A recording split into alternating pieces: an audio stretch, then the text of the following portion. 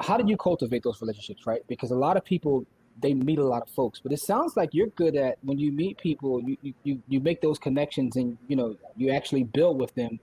So now when you meet someone through your business, when it's time for you to scale up and build new construction, you have those connections. How do you maintain and build those relationships? You know what? I'm really good with getting in the room. They call me getting in the room. That's my nickname because I promise you, if I get to the door, I can get in the room. And it's just energy, like just being a good person, just showing people that you can add value. So if I come to you, I'm not asking you for anything. I'm showing you what I can give you. If we want to work together, we want to rock together, I'm definitely going to bring something to the table. That's a bar right there. Add value. Yeah, add value. Add value. Corey, you have a question, nothing. She said, I'm not asking you for a thing. I show you what I can bring and let's rock. Let's work. Yeah. Corey, you had a question, good brother? I do. So, do you, through this whole journey, have you, especially with as much as you moved around in your previous job, how does that help shape how you build the relationships with the people that you build with? Oh yeah. So the great thing about moving around is that you have a conversation piece. So first of all, I'm implanted to Texas. A lot of people are. So I can tug on that string. I'm a military veteran. So if I talk that language, I can tug on their strings. I understand what it means to have children. I was a single mother. I've done so many things in my life that, I love to travel. I'm a philanthropist. I give back. So it's so many different aspects of me that I can talk to people about. I grew up in South Central LA, so I know what it is to come from the hood and find out what's good on the other end. So I could relate to people on that too. So I pretty much have I'm like a brainstorm chart. I'm the bubbles in the middle, and you have all these branches that peek out, and you can touch people from each branch.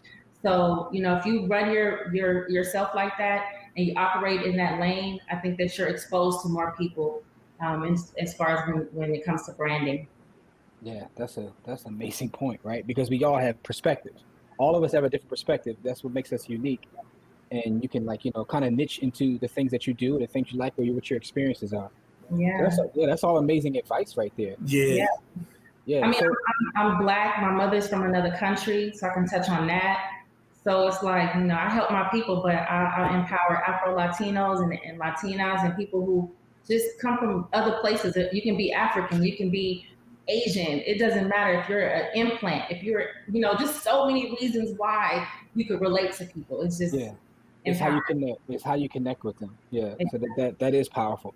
So along this journey, right? So coming from South Central to where you are now, where you have a thriving, you have multiple businesses that are thriving, and I know that you have a newer business as well. We're going to talk about that in a second. But what has been the biggest hurdle or something that you had to overcome along this journey? The biggest hurdle for me is I love to help people, but you got to help yourself too. And I can't drag you. You got to wake up every day and you got to want it. It got to be in you. It's not on you.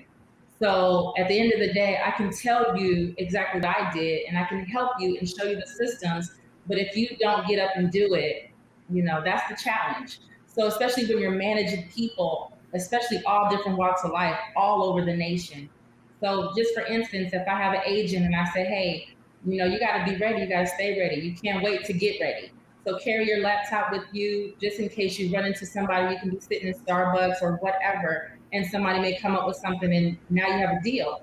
Well, if I talk to you and you say, yeah, I got such and such, and I'm like, where's your laptop? Or I'll send you something and you don't have it, you're not prepared. So it's like a struggle with getting people to understand that they have to come prepared and come to the table if they want to eat.